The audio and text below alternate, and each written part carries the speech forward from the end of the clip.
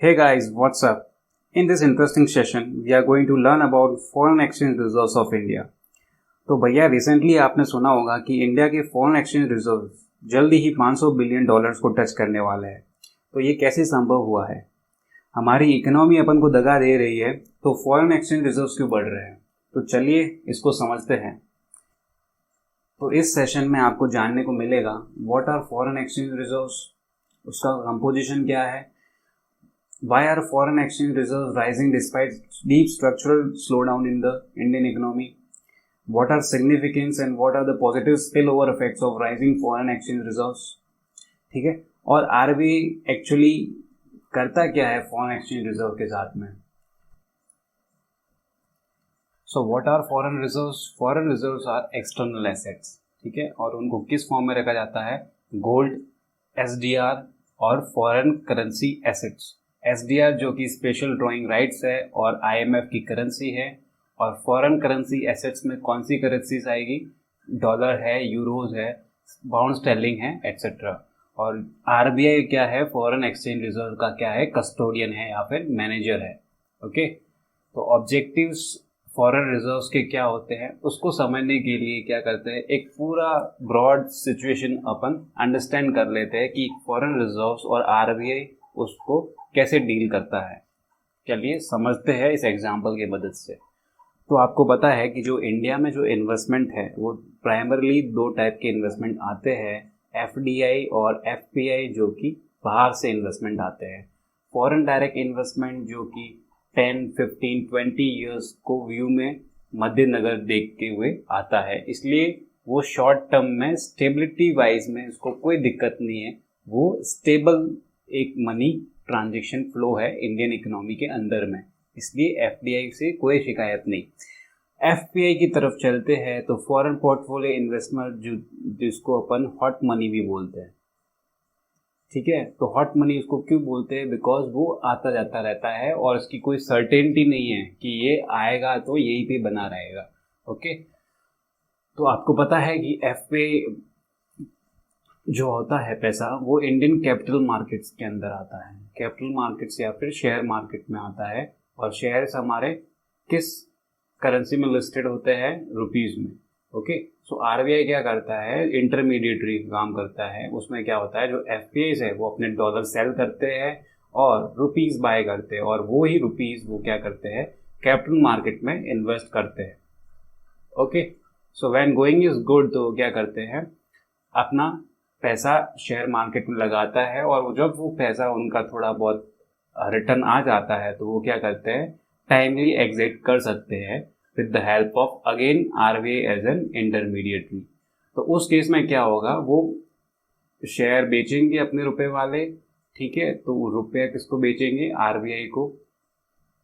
और आरबीआई क्या करेगा? उनको डॉलर्स प्रोवाइड करेगा, और डॉलर्स वो अपने वापस इन्वेस्टर के पास में चला जाएगा, जो कि एक इंटरनेशनल इन्वेस्टर्स है या फिर पोर्टफोलियो इन्वेस्टर्स है।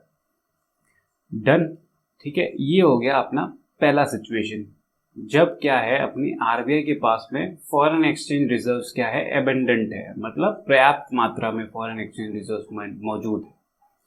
दूसरा केस हो सकता है जब आरबीआई के पास में फॉरेन एक्सचेंज रिजर्व्स इतने मौजूद ना हो।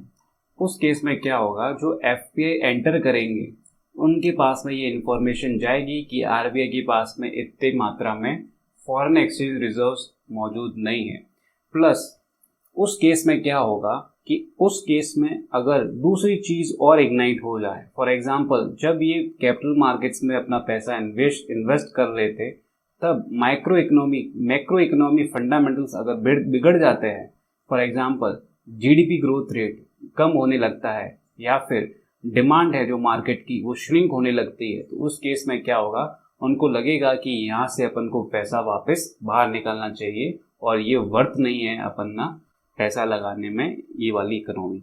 तो वो क्या करते हैं? अचानक अपना रुपया वाले शेयर्स डंप करने लगते हैं एक साथ में, ठीक है। तो उससे क्या होता है कि रुपये का जो सप्लाई है वो मार्केट में बढ़ जाता है। उसके कारण क्या होता है? रुपया है वो डेप्रिशिएट होने लगता है और डॉलर क्या होता है? एप्रिशिएट होने लगता है। उस केस में क्या होता है? आरबीआई के पास में क्योंकि ज़्यादा डॉलर एक्सचेंज रिजर्व्स है नहीं, उससे क्या हो रहा है? कि ये एक स्पाइरल बन जाता है। उसके कारण क्या होता है कि रुपया और डेप्रिशिएट होने लगता है बहुत तेज रफ्तार से।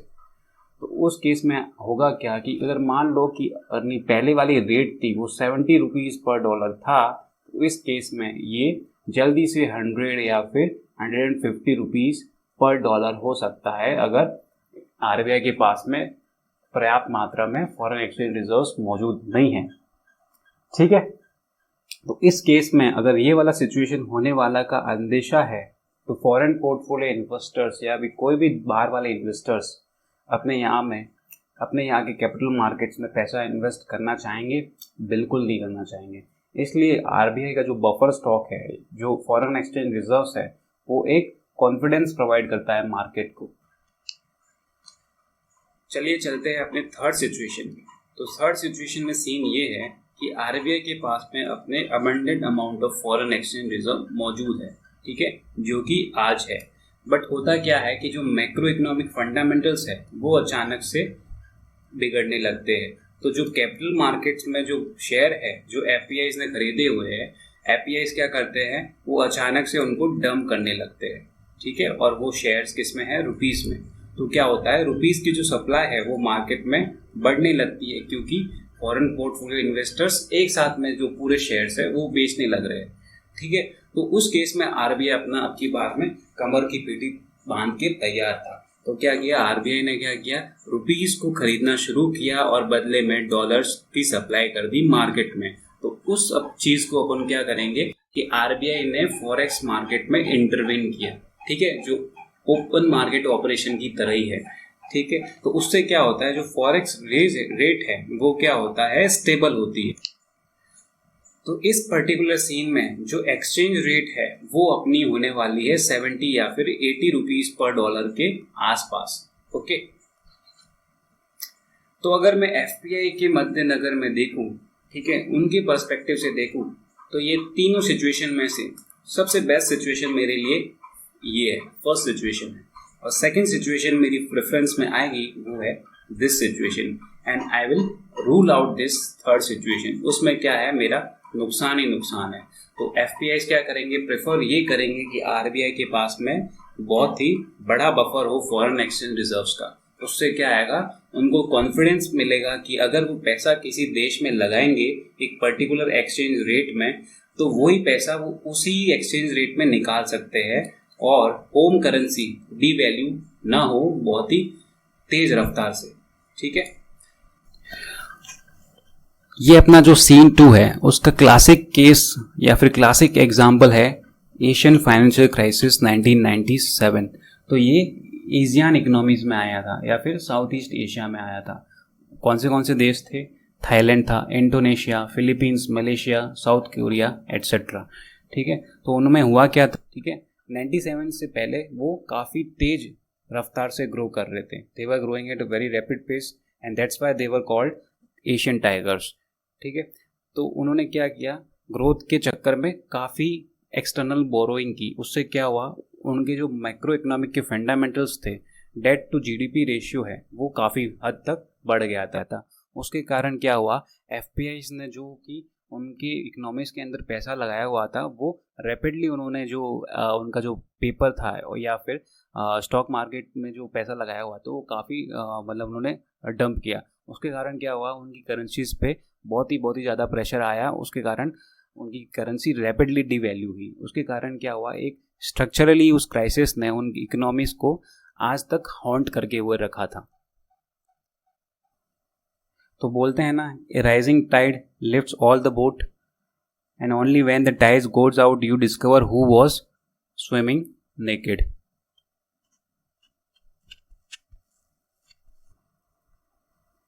आई होप ये एग्जाम्पल आपको क्रिस्टल क्लियर हुआ होगा और इसका कोर फंडामेंटल प्रिंसिपल यही है कि कोई भी इन्वेस्टर है वो अपना पैसा एक डेप्रिशिएटिंग करेंसी में रखना नहीं चाहेगा, इसलिए वो ऐसे देश में इन्वेस्ट करेगा ही नहीं वहाँ पे क्या होगा, करेंसी डेप्रिशिएशन होने के चांसेस ज़्यादा है और आरबीआई के पास में या फिर उसके सेंट्रल बैंक के पास में ज़्यादा फॉरेन एक्सचेंज रिजर्व्स है ही नहीं। तो अपना टेक अवे इस एग्जाम्पल से यही है कि जो फॉरेन एक्सचेंज रिजर्व है वो सपोर्ट और मेंटेन करते हैं कॉन्फिडेंस किसमें, monetary and exchange rate management में, ठीक है। और सेंट्रल बैंक क्या कर सकता है, फॉरेक्स मार्केट में इंटरवीन कर सकता है, जिससे भी क्या होगा, स्टेबिलिटी आएगी किसमें, फॉरेन एक्सचेंज जो रेट है उसमें आएगी, ठीक है। और जो एक्सटर्नल वल्नरेबिलिटी है उसको एब्जॉर्ब करने की क्षमता एक किसी भी इकोनॉमी में आती है, because foreign exchange has to absorb या फिर give liquidity in the form of external assets during shocks या फिर क्राइसिस। तो चलते हैं रिजर्व्स की कंपोजिशन पे। तो you can see that majority of reserves are in form of foreign currency assets. तो foreign currency asset are in excess of $440 billion. Okay, so total जो स्टॉक ऑफ फॉरेन रिजर्व्स है वो आज की date में इन excess of $480 billion में है, ठीक है। तो मेन कंपोनेंट क्या है, फॉरेन करेंसी एसेट्स है, गोल्ड है, SDR है और रिजर्व ट्रांसपोजिशन है, जो कि IMF में जो हिस्सेदारी होती है उसका नाम है। तो रिजर्व्स का डिप्लॉयमेंट है वो RBI एक्ट 1934 के हिसाब से होता है इन कंसल्टेशंस विद गवर्नमेंट, ठीक है। तो अपना 64% ऑफ FCAs है, फॉरेन करेंसी एसेट है, वो ट्रेजरी बिल्स में इन्वेस्टेड है, मेनली इन US ट्रेजरी बिल्स, ठीक है। तो वो डॉलर्स पे डिनोमिनेटेड होते हैं। 28% है वो फॉरेन सेंट्रल बैंक्स में है, ठीक है। टोटल गोल्ड स्टॉक है वो 653 टन्स है, उसमें से 360 टन्स है बैंक ऑफ इंग्लैंड की कस्टडी में रखा हुआ है और बैंक ऑफ इंटरनेशनल सेटलमेंट होता है जो बेसल वाला जो बैंक है उसके पास में रखा हुआ है। तो चलिए मुद्दे पे आते हैं कि despite of slowdown huge recession why foreign exchange reserves of India are rising, छत तोड़ के बाहर क्यों निकल रहे हैं। तो उसके रीजंस से आने से पहले अपन को ये जानना जरूरी है कि फॉरेन एक्सचेंज रिजर्व्स इकट्ठे कैसे होते हैं। तो आपने पढ़ा होगा BOP, balance of payment. Balance of payment क्या होता है, किसी भी देश का दूसरे देशों के साथ में या फिर वर्ल्ड के साथ में जो भी ट्रांजेक्शन होता है उसका रिकॉर्ड होता है बैलेंस ऑफ पेमेंट, ओके। तो जो बैलेंस ऑफ पेमेंट या तो हो सकता है सरप्लस हो सकता है या फिर डेफिसिट में हो सकता है। तो you can say that sigma balance of payment of all the years is equal to reserves, ठीक है। तो अगर बैलेंस ऑफ पेमेंट सरप्लस में है तो वो रिजर्व्स में इकट्ठा होगा और रिजर्व्स बढ़ेंगे। अगर बैलेंस ऑफ पेमेंट क्या है, डेफिसिट है, घाटा है, तो अपने फॉरेन रिजर्व्स क्या होंगे, डिक्रीज होंगे। तो चलिए स्टडी करते हैं कि BOP में कौन से अकाउंट होते हैं। पहला अकाउंट होता है करंट अकाउंट बैलेंस, ठीक है। तो जो कि इंडिया का जनरली क्या होता है, डेफिसिट में चलता है, ठीक है। तो करंट अकाउंट बैलेंस में क्या आता है, अपना जो एक्सपोर्ट और इम्पोर्ट्स होते हैं, merchandise export as well as service, और जो प्राइमरी और सेकेंडरी इनकम होती है, रेमिटेंसेस होते हैं, वो करंट अकाउंट में आता है, ठीक है।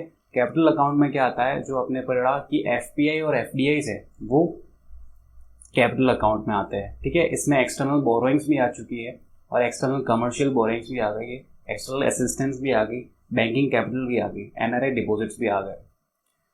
तो अपन ये बोल सकते हैं कि जो करंट अकाउंट और कैपिटल अकाउंट की बहुत सारे कंस्टिट्यूएंट्स हैं वो सब फॉरेन एक्सचेंज रिजर्व्स को इम्पैक्ट करते हैं, पॉजिटिवली या फिर negatively, depending upon whether they are in surplus और डेफिसिट्स। तो दोस्तों जो एक्सपोर्ट्स होते हैं वो आपको डॉलर कमा के देते हैं और उससे क्या होता है, फॉरेन एक्सचेंज रिजर्व्स बढ़ते हैं।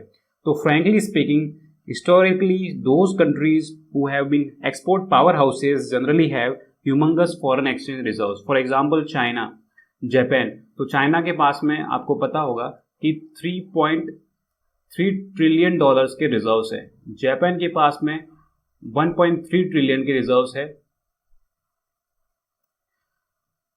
स्विट्जरलैंड की बात करूं तो उनके पास में 800 बिलियन के रिजर्व्स है और उसी प्रकार रशिया और सऊदी अरेबिया के पास में भी एक्सेस ऑफ 500 बिलियन के रिजर्व्स है। तो दोस्तों आपने देखा कि चाइना के पास में $3.3 ट्रिलियन के रिजर्व्स है, जो कि इंडियन इकोनॉमी है, GDP है, उससे भी ज़्यादा है। तो इसके बलबूते ही चाइना जो अपनी हेजोमनी है, दादागिरी है, जो तांडव वो रचता है आसपास के देशों में, फॉर एग्जांपल साउथ चाइना सी के अंदर, इंडियन ओशन के बैकयार्ड में, इंडिया और चाइना के बॉर्डर LAC के ऊपर, अफ्रीकन कंट्रीज में। तो ये सब का रीज़न यही है कि उसके पास में इतने रिजर्व्स कमाए। तो हर कंट्री रिजर्व्स रखते हैं क्या? बिल्कुल, सबको रिजर्व्स रखना इम्पोर्टेंट है।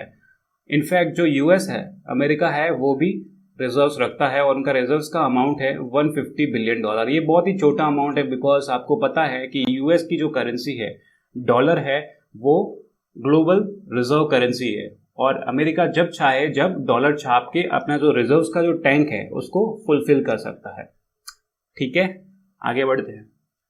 तो रिसेंटली क्या हुआ कि लॉकडाउन के चलते मार्च के एंड में FPIs ने बहुत सारी ह्यूज सेल ऑफ की इंडियन मार्केट में। इससे क्या हो गया, अपने शेयर मार्केट्स एकदम धड़ाम से नीचे आ गए।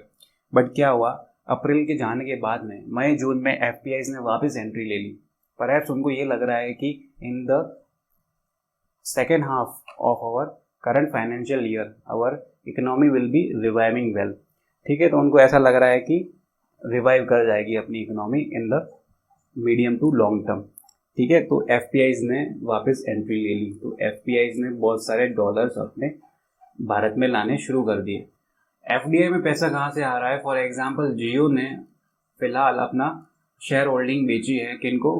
जो सॉवरेन इन्वेस्टमेंट फंड्स है या फिर प्राइवेट इन्वेस्टमेंट फंड्स है, उनको अपनी हिस्सेदारी बेची है, तो उनसे डॉलर इनफ्लो हो रहा है। हालांकि ये ब्राउनफील्ड प्रोजेक्ट्स हैं, उसी प्रकार बहुत सारी इंडियन कंपनीज ने अपना स्टेक सेल ऑफ किया है। उसके कारण क्या हो रहा है, काफ़ी डॉलर का इनफ्लो हो रहा है। सेकेंड फैक्टर है फॉल इन क्रूड प्राइसेस।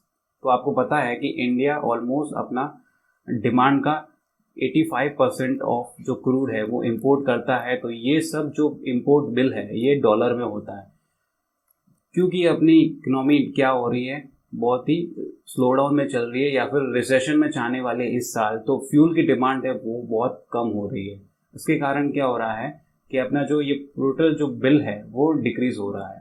ठीक है, तो हालांकि ये अच्छा साइन नहीं है, बट बुराई में भी अच्छाई की जीत होती है। इसलिए क्या हुआ है, अपना खर्चा डॉलर में बच रहा है। उसी प्रकार क्या हुआ है, तो श्रिंकेज ऑफ इंपोर्ट्स भी हो गए हैं, बिकॉज जो अपने डोमेस्टिक इकोनॉमी में डिमांड है वो बहुत ही स्लम्प हो चुकी है। और ये इसलिए नहीं है कि अपने एक्सपोर्ट्स बढ़ गए, एक्सपोर्ट्स नहीं बढ़े हैं, ये क्योंकि अपनी इकोनॉमी स्लो डाउन में जा रही है या फिर रिसेशन में जा रही है, इसलिए अपने इतनी डिमांड ही नहीं है इंटरनेशनल गुड्स की या फिर basic intermediate raw material goods जो कि बाहर से आ रहे हैं। तो फोर्थ फैक्टर है ओवरसीज रेमिटेंस और फॉरेन ट्रेवल का गिरना। तो कोविड के आने के बाद में ओवरसीज जो रेमिटेंस है, जो डॉलर में आउटफ्लो होते थे, वो इंडियन कॉर्पोरेट्स या फिर इंटरनेशनल सब्सिडीज फर्म्स है जो इंडिया में काम कर रही है उनके द्वारा डिक्रीज होना, और फॉरेन ट्रेवल्स में जो खर्चा होता है इंडियंस के द्वारा वो कम होना, बिकॉज फॉरेन ट्रेवल्स और ऑलमोस्ट मतलब नील हो चुका है। ठीक है, तो ये जो फैक्टर्स है इन्होंने कंट्रीब्यूट किया है अपने फॉरेन एक्सचेंज रिजर्व्स को बढ़ाने में। चलिए चलते हैं significance of rising foreign exchange reserves पे। तो फॉरेक्स से बढ़ने से क्या क्या पॉजिटिव इम्पैक्ट्स पड़ते हैं इंडिया के ऊपर, ये देखते हैं। तो पहला इम्पैक्ट है कि जो गवर्नमेंट ऑफ इंडिया है या फिर RBI है, उनको एक फ्लेक्सिबिलिटी प्रोवाइड करता है इंडिया के जो internal as well as external financial issues है उसको रिजॉल्व करने के लिए। फॉर एग्जांपल्स, अपनी जो एक्सटर्नल कमिटमेंट्स हैं, फाइनेंशियल कमिटमेंट्स हैं, उनको पूरा करने में फॉरेक्स एक बहुत बड़ी भूमिका अदा करता है। सेकेंड है it act as a question in the event of economic crisis, जैसा कि अपन ने उस एग्जाम्पल की मदद से अपने समझ। थर्ड है इम्पोर्ट कवर बढ़ता है। हालांकि ये इमेजनरी कंसेप्ट है बट इम्पॉर्टेंट है बिकॉज ये बहुत यूज होता है। तो आज की तारीख में ये जो फॉरेक्स रिजर्व्स है ये 12 मंथ के जो इम्पोर्ट है उसको सपोर्ट कर सकता है। ठीक है, ये इमेजनरी कंसेप्ट ऐसे है क्योंकि मान लो कि इंडिया कल से फॉरेन एक्सचेंज रिजर्व एक्यूमुलेट करना बंद कर दे, तो आज के पास जो फॉरेन एक्सचेंज रिजर्व का स्टॉक है वो कितने दिन तक सस्टेन कर पाएगा, ठीक है, अपने इंपोर्ट्स को कवर करने के लिए। Fourth, it helps to strengthen INR, जो स्टेबिलिटी रेट है उसको मेंटेन करने में वो मदद करता है और फाइनेंशियल मार्केट्स को कॉन्फिडेंस तो देता ही है। आगे बढ़ते हैं। In this table we are given international investment position of India. तो एज ऑन डेट इंडिया ने टोटल नेट इन्वेस्टमेंट बाहर कितना किया है, -$426 billion. Here we are given minus because we are in deficit, means बाहर के जो देश है, बाहर के जो इन्वेस्टर्स हैं वो इंडिया में निवेश कर रहे हैं नेट। ओके, सो ये क्या है, अपनी लायबिलिटी है, और because this is liability we have to कभी चुकाना तो पड़ेगा इसको, ठीक है। तो इसलिए फॉरेन एक्सचेंज रिजर्व्स को बढ़ना मांगता है। तो एज ऑन दिसंबर 2019 इंडिया का जो डेट टू जीडीपी रेशियो है, external debt to GDP ratio, वो है अराउंड 20%, जो कि as compared to other economies काफ़ी कम है। ओके, तो ये अमाउंट है, ये कितना है 20%, ये है $563.9 बिलियन, ठीक है। उसमें से 51% है वो यूएस डिनोमिनेटेड है, US dollar denominated. Okay, I hope this thing is clear. तो ये आपको डिवाइड किया है, जो टोटल डेट है, एक्सटर्नल डेट है, उसको बाइफरकेट करके भी अलग अलग कंपोनेंट्स में बताया गया है। तो भैया आरबीआई अपना फॉरेक्स रिजर्व्स कैसे यूज करता है, it is done with in policy framework agreed with government. तो गवर्नमेंट के हिसाब से थोड़ा बहुत तो चलना आवश्यक है, ठीक है। दूसरा चीज, use of specific purpose, for example liberalise remittance scheme. तो आपको पता है कि इस स्कीम के तहत 2,50,000 जो डॉलर है वो एक इंडिविजुअल इंडियन कंट्री के बाहर में रेमिट कर सकता है। तो एक ये स्कीम का एग्जांपल है। ऐसी बहुत सारी स्कीम्स है वो आरबीआई चलाता है with the help of forex reserves. और अपना जो मेन हथियार है आरबीआई के पास में, वो है जो फॉरेक्स रिजर्व्स में इंटरवीन करके जो इंडियन करेंसी को डूबने से बचाता है, डेप्रिशिएट होने से बचाता है, वो बहुत ही इंपॉर्टेंट बड़ा रोल है। सो इसी के साथ में हम सेशन को यहीं पे एंड करते हैं। लगे रहो आरबीआई, फॉरेक्स रिजर्व्स जिंदाबाद, और आशा करते हैं कि अपनी फॉरेक्स रिजर्व्स ऐसे ही बढ़ते रहें और इकोनॉमी अपनी वापस से हेल्दी हो जाए। अगर इस सेशन से आपको कुछ सीखने को मिला हो तो प्लीज़ लाइक करना और सब्सक्राइब करना मत भूलना। Thank you so much, bye bye.